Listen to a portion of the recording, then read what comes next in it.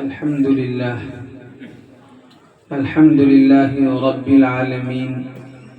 والصلاة والسلام على سيد الأنبياء والمرسلين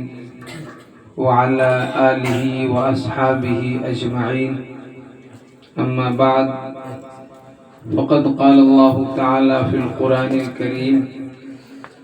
وإنه لتنزيل رب العالمين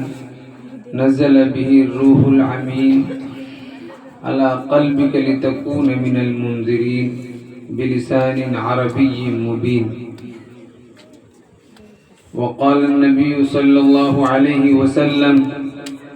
من قرأ القرآن وحفظه أدخله الله به الجنة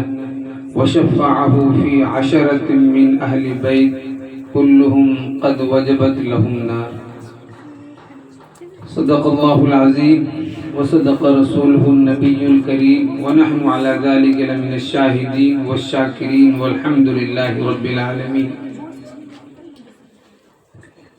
اسٹیج پر تشریف فرما علماء کرام اور اس جامعہ کے معلمات اور طالبات اسلام، آج کا یہ قرآنی مسابقہ مقابلہ جو اس مدرسے اس بنات میں یعنی ام الکرام کریمہ للبنات پورے شہر کے اعتبار سے کیا گیا، مجھے بہت خوشی اور مسرت ہو رہی ہے کہ اس طریقے سے قرآن کریم جس طریقے سے نازل کیا گیا کہ اس طریقے سے تجوید کے ساتھ قرآن پڑھنے کے بعد جو روحانیت حاصل ہوتی ہے اور دل کے اندر جو نورانیت پیدا ہوتی ہے، وہ معروف طریقے سے اور تجوید کے ساتھ پڑھنے کے بعد ہی پیدا ہو سکتی ہے. ہمارے اسلاف نے، علماء کرام نے اس سلسلے میں بالخصوص اس شہر کے جناب قاری ابو حنظلہ صاحب جو اس پروگرام کے روح رواں ہیں اور الداعی ہیں، انہوں نے اس شہر پورنیہ میں قرآنی تعلیم کے سلسلے میں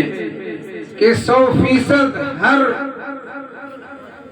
بچیوں کے اندر، ہر ماں بہنوں کے اندر